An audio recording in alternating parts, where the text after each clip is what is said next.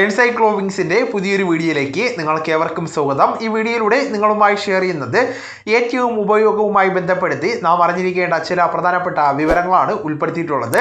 നമ്മുടെ വീഡിയോ ആദ്യമായി കാണുന്ന സുഹൃത്തുക്കളാണെങ്കിൽ ആദ്യമായി തന്നെ ചാനൽ ഒന്ന് സബ്സ്ക്രൈബ് ചെയ്യുക. അപ്പോൾ നമുക്ക് വിശദാംശങ്ങളിലേക്ക് കടക്കാം.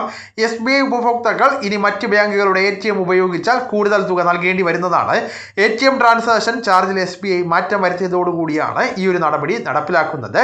പുതിയ നിയമങ്ങൾ നിലവിൽ വന്നിട്ടുണ്ട്. സേവിങ്സ്, സാലറി, കറണ്ട് അക്കൗണ്ട് ഉടമകൾക്ക് ഇതുമൂലം ചാർജുകൾ വർദ്ധിക്കുന്നതാണ്. SBI സേവിങ്സ് അക്കൗണ്ട് ഉടമകൾക്ക് മറ്റ് ബാങ്കുകളുടെ ATMകൾ വഴി 5 സൗജന്യ ഇടപാടുകൾ നടത്തുവാനായിട്ട് സാധിക്കുന്നതാണ്. എന്നാൽ ഇതിനുശേഷം മറ്റ് ബാങ്കുകളുടെ ATM ഉപയോഗിച്ചാൽ 23 രൂപയും GST നൽകേണ്ടി വരുന്നതാണ്. 21 രൂപയും GST ആയിരുന്നു നേരത്തെ ഉണ്ടായിരുന്ന നിരക്കെന്ന് പറയുന്നത്. നേരത്തെ സാലറി അക്കൗണ്ട് ഉടമകൾക്ക് മറ്റ് ATMകൾ ഉപയോഗിച്ച് നടത്തുന്ന ഇടപാടുകൾക്ക് പരിധി ഉണ്ടായിരുന്നതല്ല.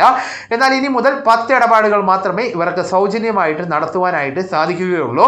പിന്നീട് നടത്തുന്ന ഓരോ ഇടപാടിനും 23 രൂപയും GST നിരക്കായിട്ട് നൽകേണ്ടതാണ്.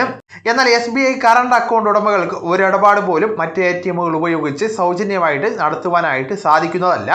മറ്റ് ATMകൾ ഉപയോഗിച്ചുകൊണ്ട് ഇടപാടുകൾ നടത്തിയാൽ 23 രൂപയും GST ഓരോ ഇടപാടിനും നൽകേണ്ടി വരുന്നതാണ്.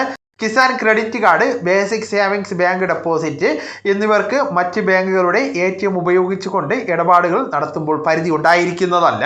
അപ്പോൾ ഈ വിവരങ്ങൾ നിങ്ങളുടെ സുഹൃത്തുക്കളിലേക്കും മറ്റ് ഗ്രൂപ്പുകളിലേക്കും കൂടെ ഷെയർ ചെയ്യുക. നമുക്ക് തുടർന്നും വിജ്ഞാനപരമായിട്ടുള്ള മറ്റ് വീഡിയോസും ആനുകാലിക വിവരങ്ങളുമായിട്ട് വീണ്ടും കാണാം. അതുവരെ ഗുഡ് ബൈ.